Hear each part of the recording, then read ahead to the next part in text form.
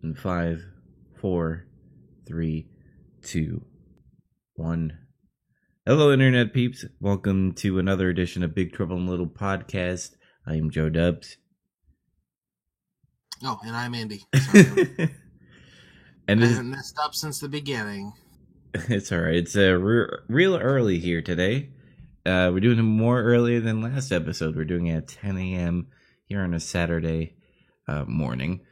This is episode 16, where our movie of the week is going to be The Prestige. So if you see on YouTube and VidMe the picture of Hugh Jackman's character walking into some electricity thingy, we'll talk about that later on in the show. So get strapped in and get ready for Big Trouble in Little Podcast, where only dreams can kill a dream. Andy, what the hell have you been playing or watching? I accidentally started Mindhunter. I think you were telling me about it, actually. Mm-hmm. It was like the advertised thing when I started Netflix, and I meant to hit a different button, but I accidentally hit start. So the first episode started, and I had paint on my fingers, so I couldn't just pick the control up. So I was like, I guess I'll see what this show's all about. And I fell in love with it immediately and watched all of it over the next, 4 or 5 days or something. So you finished the whole season? I did. What did you think? I liked it a lot. I think the strongest episodes are the ones that Fincher directed, which I think are the first two and the last two. Mm-hmm. And I like that there's not a lot of actors in it that I recognize. Like, everyone's kind of nobodies, and that's really good. And I'm trying to think of everyone who played all of the killers and the psychopaths and stuff, they did a really good job, like a creepily good job in certain places. The only complaint I have with it is something they did on purpose. So when I complain about it, people will be like, that was on purpose. So it's not really a downside. Is it ends on such a low point, and I realize that it's because there's going to be a season 2, and that's not like everything is low. It's like it wraps up a couple story arcs and stuff, but I hate that at the end of season 1, I really want to see season 2, but I know I can't for a while because it leaves a lot dangling. Mm-hmm. And they the guy that you see throughout the whole season is the BTK killer. I don't know if you noticed, there was snippets of this guy. Yeah, I kept thinking that was going to become the main plot, but they never, even at the end, he's still just out there doing his thing. Mm-hmm. It's creepy. It's creepy. I thought that was a good, creepy vibe to it. I love how the first season is this is serial killers. This is what we're going to name, all these people that have patterns when they're killing people. And I forgot the serial killer's name, but near the end of the last episode, where was it Ed? Is his name Ed? Oh yeah, Ed Kemper. Yeah, where he felt betrayed by the FBI guy, and the whole time I'm like, is he gonna kill him?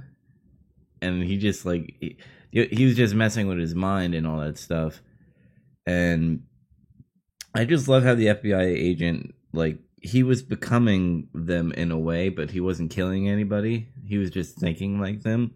Yeah, no, the job was clearly messing him up psychologically, and I think it's clear to everyone, but it's what he's doing is important, and it's what matters to him. How and when do you step in, or is he going to realize, I'm messing myself up or whatever? It's a really good show.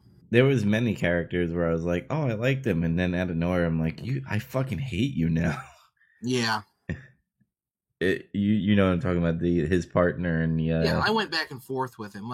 So I understand his frustration sometimes, but one of the problems I had with that show is toward the end, every character is pissed at every character all the time, and it's you can't do this all the time. You need to flip flop back and forth or something. But I understand that they were getting to that point with each other, and they tend to think it was the woman who turned them in, even though it was the new guy and stuff like that. And it's check it out, people. I get it for the sake of drama, but you gotta push and pull, not just push.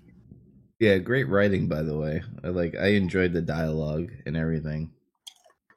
Totally. So what else did you do or watch or play?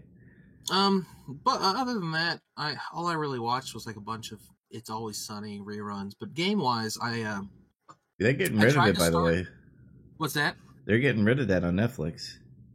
Yeah, that sucks, but whatever. It's gonna be on Amazon and Hulu still. So, but I tried to play Super Mario RPG on the Super Nintendo, and my save file was dead because the battery was dead. So I had to crack the cartridge open, and I replaced the battery in it, and then resealed it and put it back together. And now I'm playing Super Mario RPG. I finally beat 2016's Doom. It took me, I don't know, I got like more than halfway through the game and then kind of walked away from it. But people have been talking about it so much because it just came out on the Switch. I decided to finish it.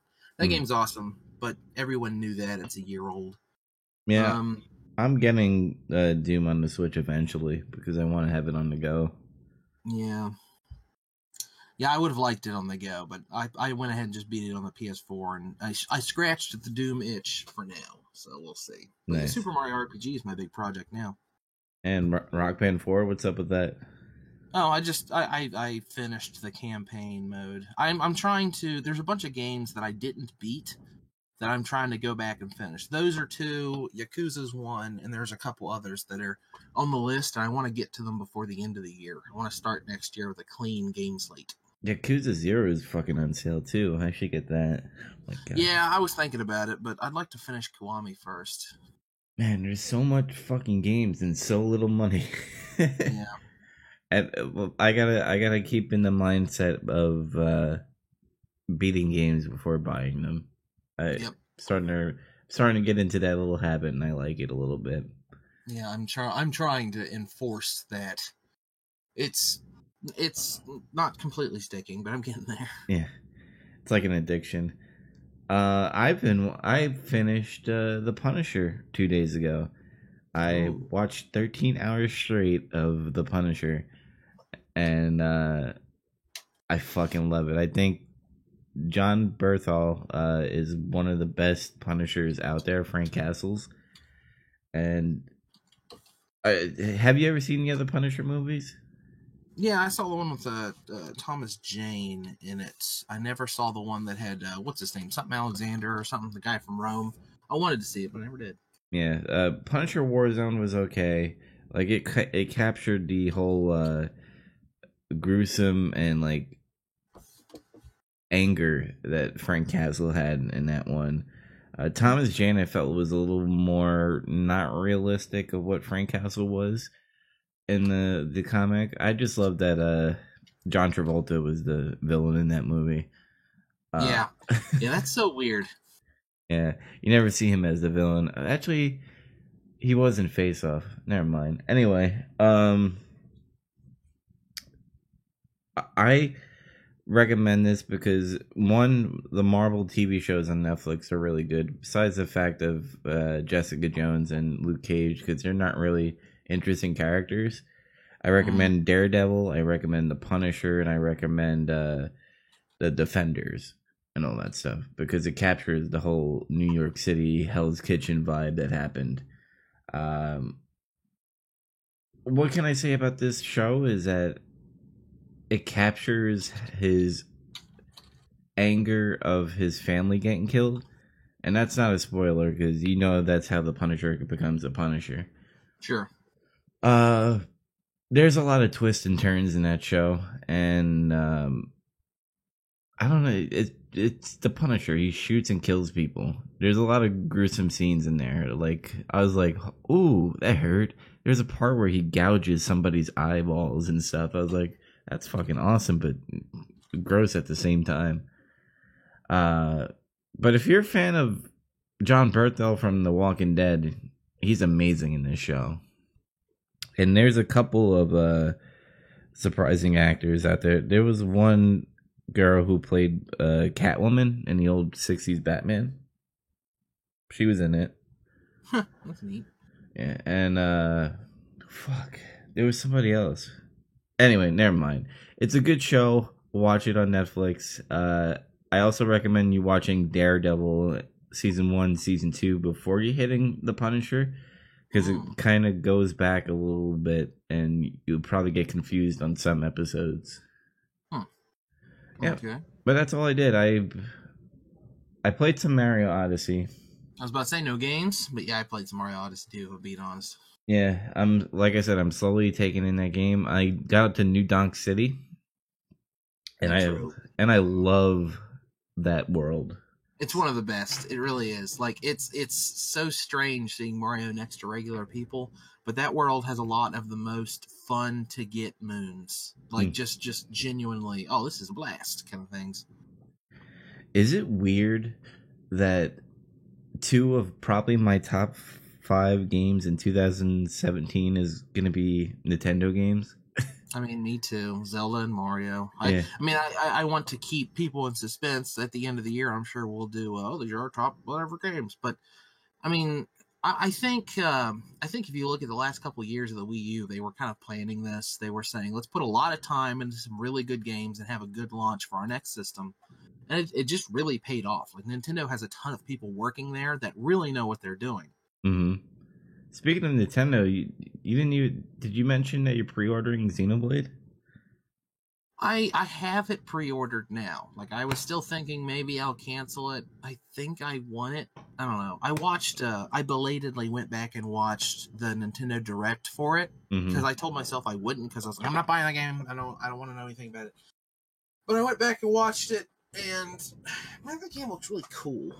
It doesn't look perfect. Like I'm afraid I'll get it and start it and be like, no, this is a waste of my time. But I'm pretty sure looking at the other Xenoblades down the road, I could probably trade it in or something, I guess. But I want to believe it's going to be good. And honestly, it's about time for me to get a new Switch game anyway. Because Mario Odyssey, I'm starting to just pound it into the ground. I'm almost to 600 moons, and there's 999 in the game. So I'm getting to the point where all the ones that are left, I either don't know where they are or they're just really hard to get.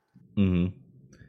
Yeah, I'm purposely looking for games that are like third party games that are going to be going to the Switch and be like, I'll just wait for it to go there so that you know I could just lay in my bed and play the game rather. Yeah, like it's the perfect. Like apparently, there's a couple games that have to take like small hits to graphics. Totally worth it for portability. All day long, I will exchange perfect graphics to be able to take it to the airport. You know.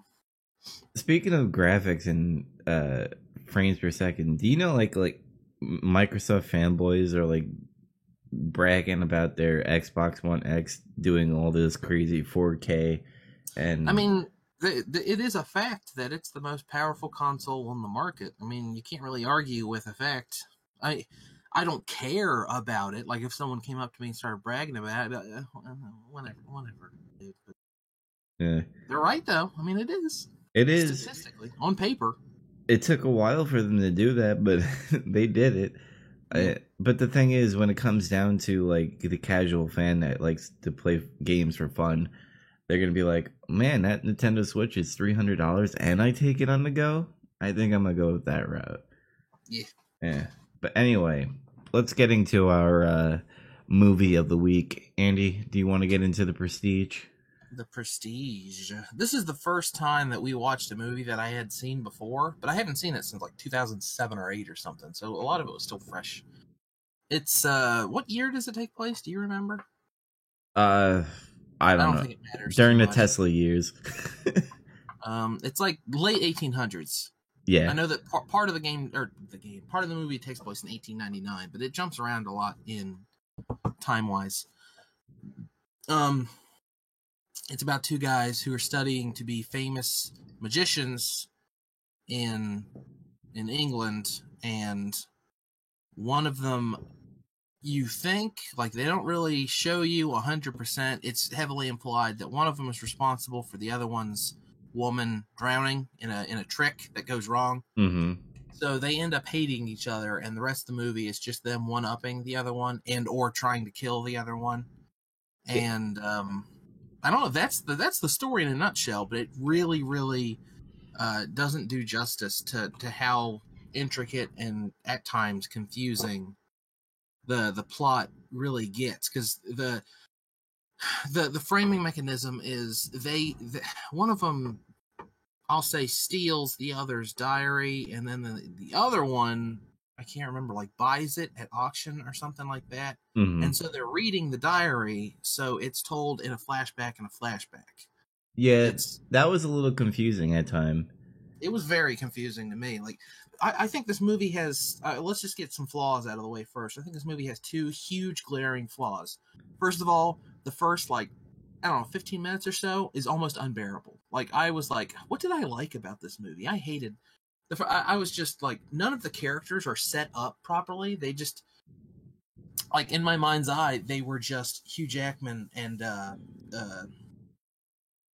Christian Bale for the longest time because I didn't know their characters' names until like half an hour in, and I don't know. Like I thought the beginning of the movie's really slow, but it's kind of important to set up the rest, which is above average. So I'll grant it that. And then the framing mechanism is really clever. It's almost like Lynchian and stuff like that because it's like 3 different timelines and there's like flashbacks and flashbacks, but it's real easy to forget what time period you're looking at until like the last 45 minutes of that movie because it's just hard to keep track of. It really is. And it's a shame because it's cool and clever and I want to be a smart guy and be like, I loved it. I followed it perfectly, but I didn't. A couple times I was, oh wait, what year is it again? And then you kind of start using context clues to get back to where you need to be.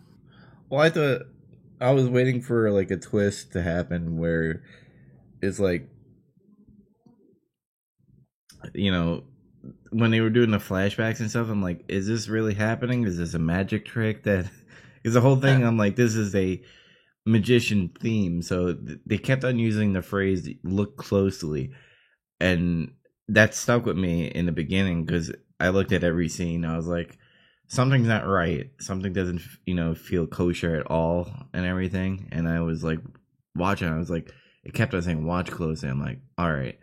Is the twist going to happen now? And eventually you start to pick up on things like, the fingers cut off. You see gloves. You see, especially when you go into like Tesla's machine that he makes for Hugh Jackman's character and all that stuff, especially with the top hat. When you find that scene.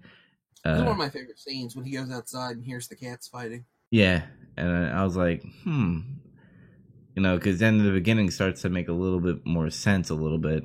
But anyway, a lot of Christopher Nolan movies, he likes to start in the middle of something. He never does an intro at all. I get why he does that. He follows. I heard, I think it was on Red Letter Media, someone was calling Christian Bale like the smart person's Michael Bay, and I get it. Like Michael Bay makes a bunch of just explosion-y cleavage garbage for the masses. Mm-hmm. Christian Bale kind of makes smarter movies for as many people as possible, and the structure of his movies, I think, speaks to that because it follows. Do you mean Nolan, by the way? You keep on saying Christian Bale. Oh yeah, sorry, no, that was weird, but I didn't mean to say that, but he does. I mean, these movies didn't invent it, but I always think about it as the Bond movie structure. Every James Bond movie starts with like a big action sequence, and sometimes it has nothing to do with the plot. But at least in Nolan's movies, it does. It always has something to do with the plot. Sometimes at the expense of linearity. He jumps ahead and shows you, oh, this is cool. This is going to happen an hour down the road. Can't you wait? But you have to grab the audience immediately. Mm-hmm. And I think the Prestige that he didn't do that this time. I think that was a shame. Like they show you some magic tricks, and they talk about the box where you drown, but it's not thrilling. It's not like right off the bat there's a gunfight in a tumbling armored car or anything like that, you know. Yeah, I got confused at times because both Alfred, kind of funny that his name is Alfred and he's Bruce Wayne in the other movie. But anyway. And then Michael Caine is also in this movie. Yeah. I find it funny that Christopher Nolan likes to use his core actors in all his movies. Yeah, a lot of directors do that nowadays. Mm-hmm. Scorsese is a huge proponent of that. Yeah. So the whole time I thought like Alfred and Robert Andrews, like they were learning to be magician under Cutter in the beginning, but then you find out that they're both different magicians that are competition with each other, and That was the confusing part. Like they were competing against each other, but they were always part of the act, especially when they're tying the knot on Anger's wife and all that stuff. But I guess all magicians work together and all that stuff to help each other out. I do like the bird tricks and all that stuff. You find out like most of them they kill the bird. That's a bummer. Yeah.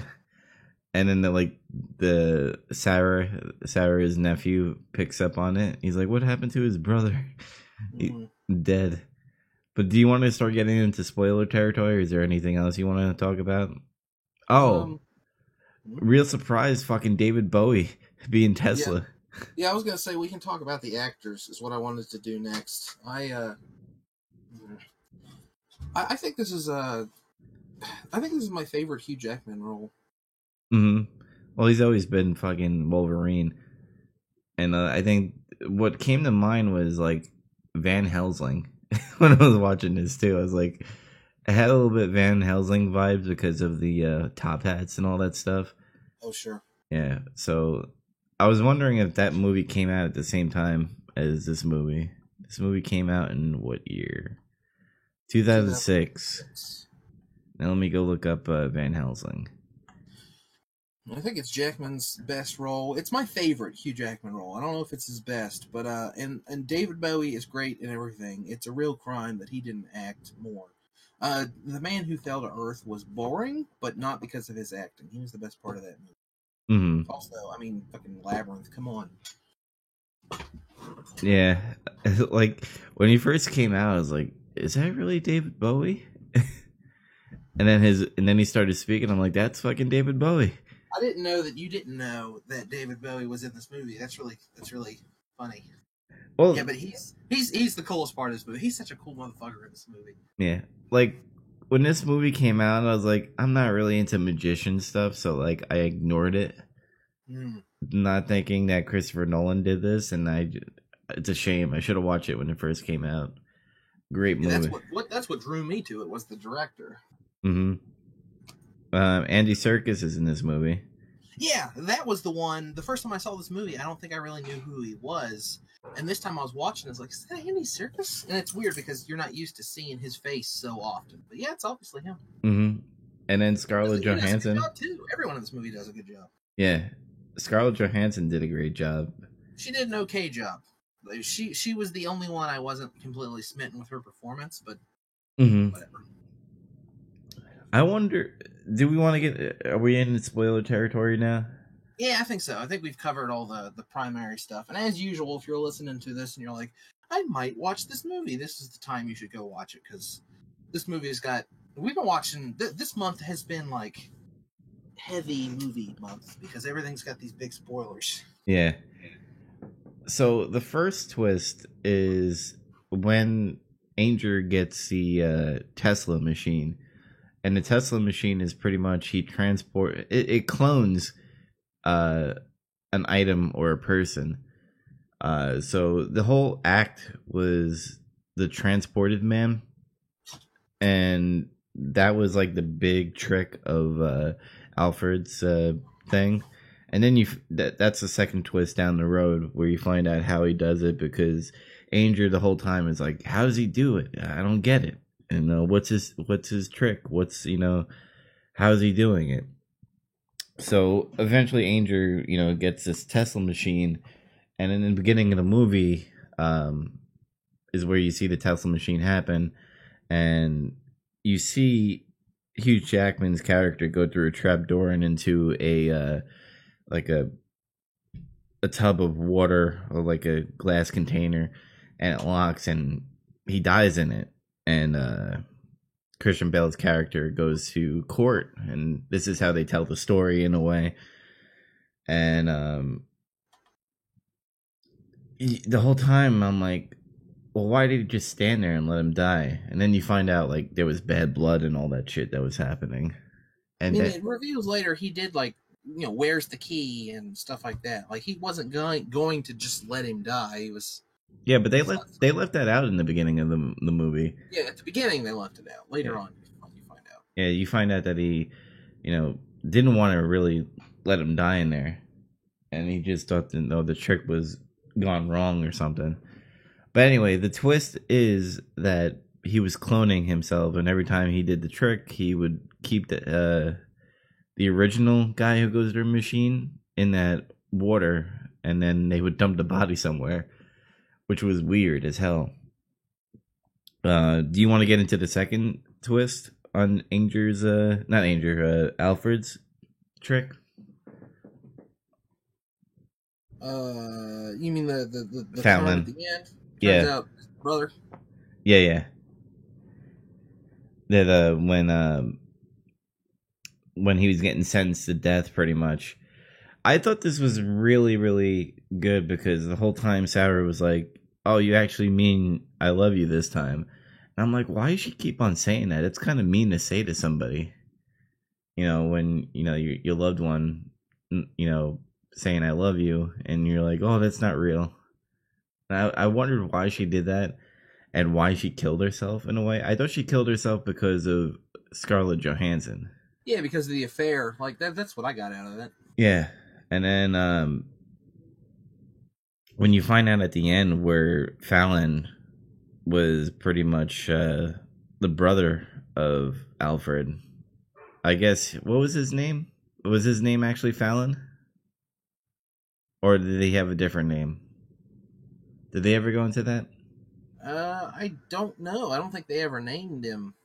Yeah. They left some like certain hints, like Scarlett Johansson when she gave the diary to Andrew, he's like, well, what's going on there? And he's like, well, he uses two people. Do you think she was telling him the truth, like there was two brothers? You think, because she ends up not liking Andrew anyway because she was being used. So she tries to tell him at some point, oh, it's a double. I saw the makeup and blah, blah, blah. Yeah, but do you think at some point she knows that there's two brothers? Yeah, I mean, I don't think she realized that it was two brothers. I think she thought the makeup was to make a double look like Alfred, but in fact, it was to make Alfred's brother look like Fallon, is what all that makeup was for. Mm-hmm. And I thought that was a good hint, too, because, she's like, oh, yeah, there's, there's beards and stuff. There's, disguises and, they might use a double and all that stuff. And I'm like, something's a little off at the moment. And then there's another hint where he talks to, Alfred talks to us in a way, but it's actually Fallon. And he's like, I need you to take Sarah to the zoo. And I'm like, well, that's kind of fucked up. You're going to go do your magician stuff and leave your daughter with your assistant to the zoo and all that stuff. She wants to go with her father.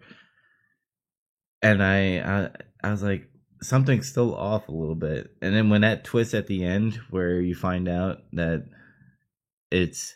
they're both identical twins. Yeah. I thought that was really awesome. What's your take on it?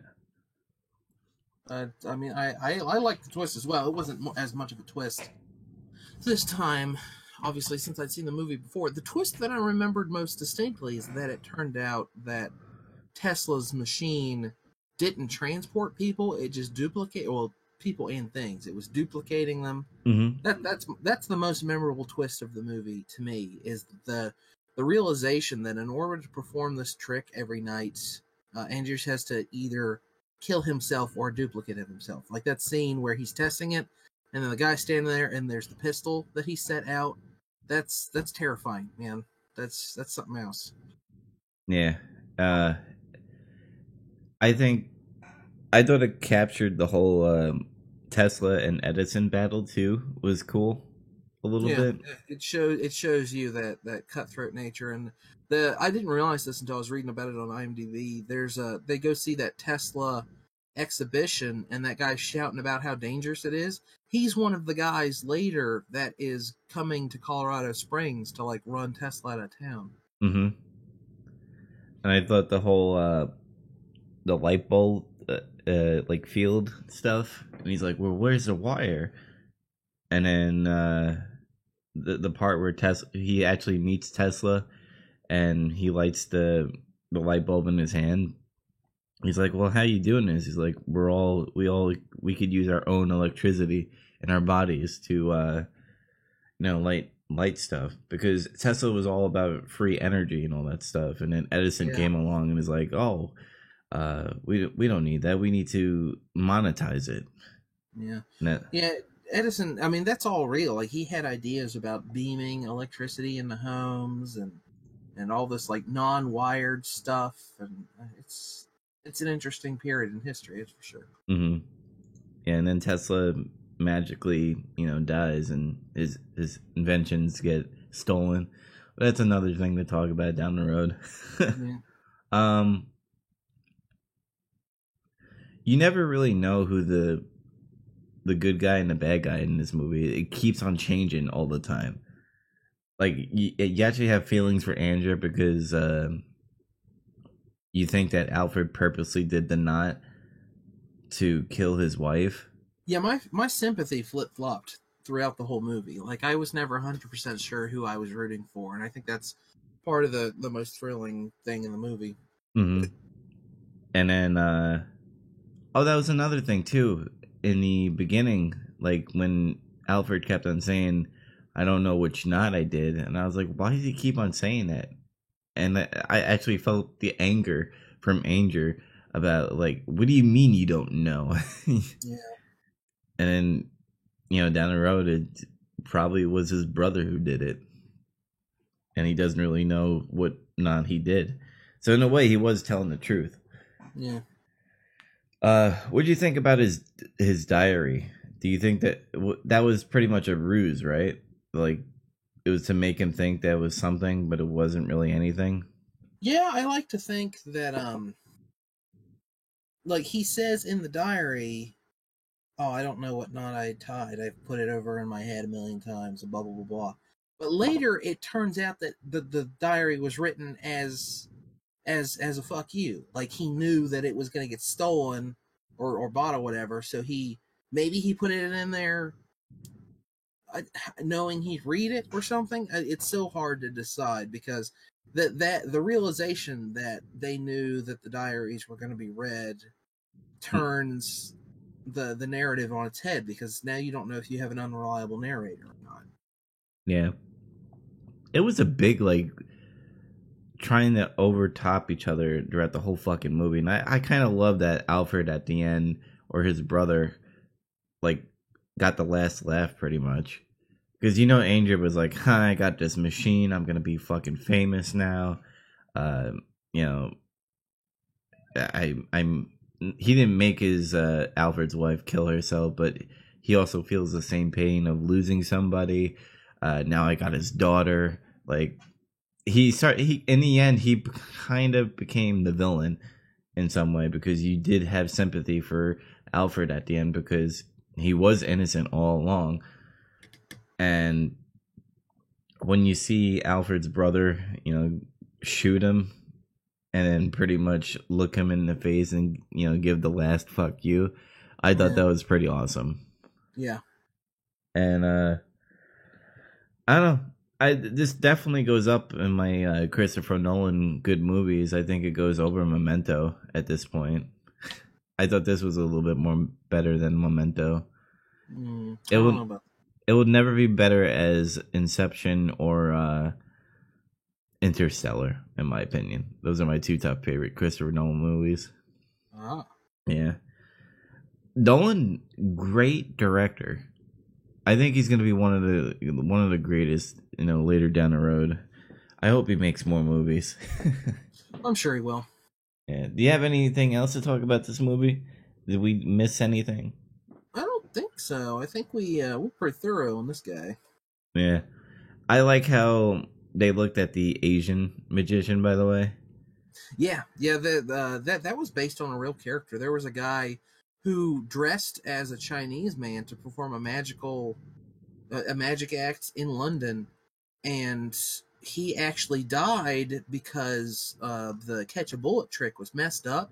And hmm the first and last time he ever spoke English on stage was he said, "My God, I've been shot," and then he fell over dead. It was the only time he ever said English on stage. Like he stayed in character whenever he was performing Yeah. and in public. So that was based on that guy, like that actually existed. Now, do you think? Because they explain like his whole, being crippled kind of thing was part of the act. Well, at least Alfred does. And I know Hugh Jackman was trying to like walk like a cripple while having a goldfish bowl between his legs. Yeah. Like, do you think that's how he did it, or like, do you think we'll never find out because the magician never tells the secrets and all that stuff?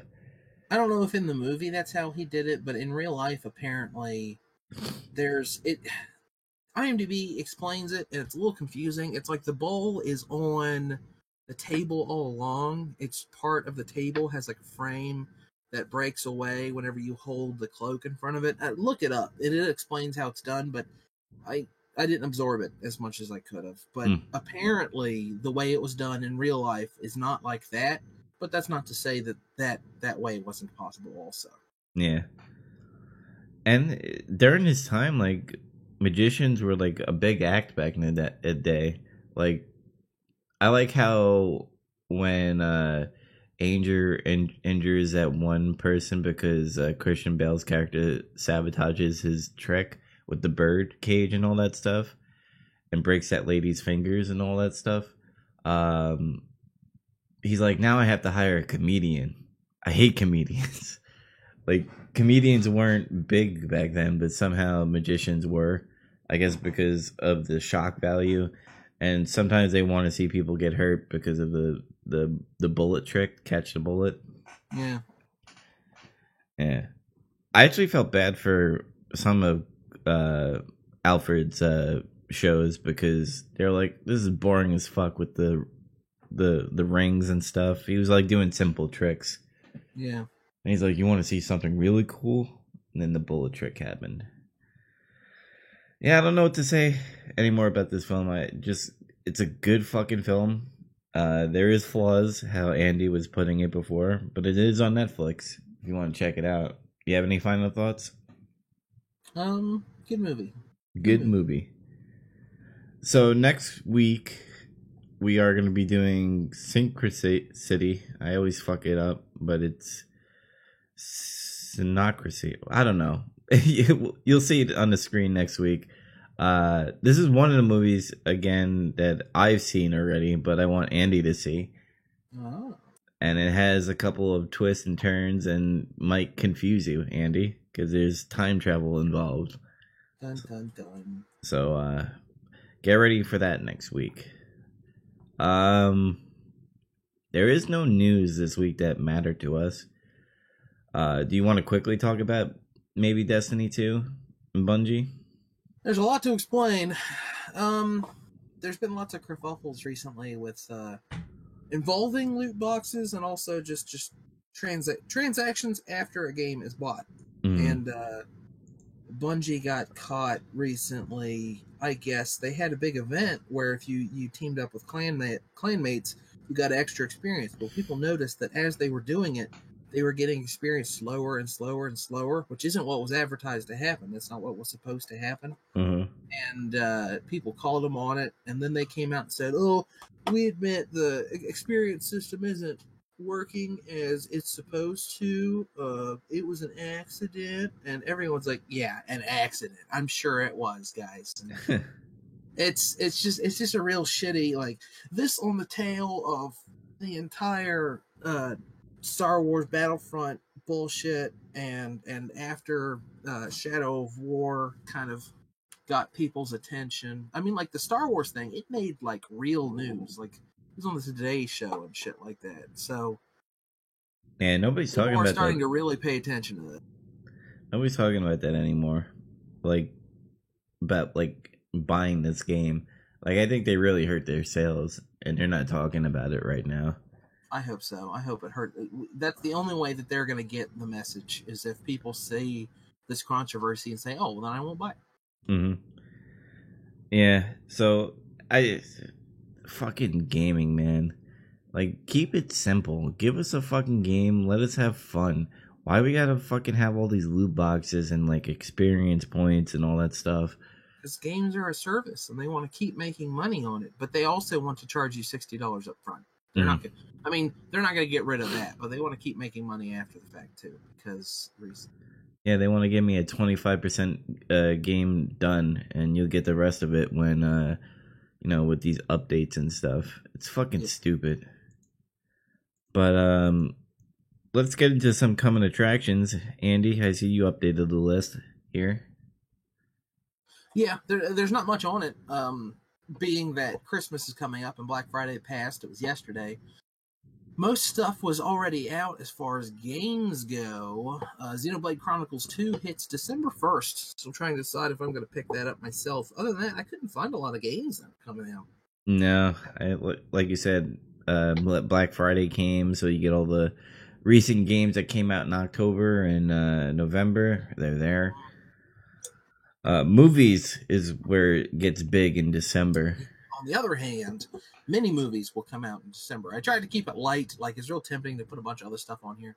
Really, Shape of Water doesn't even need to be on there. December 8th, Shape of Water, the new Guillermo del Toro movie. I'm excited about it, but you could be forgiven if you haven't heard of it or if you aren't interested in seeing it.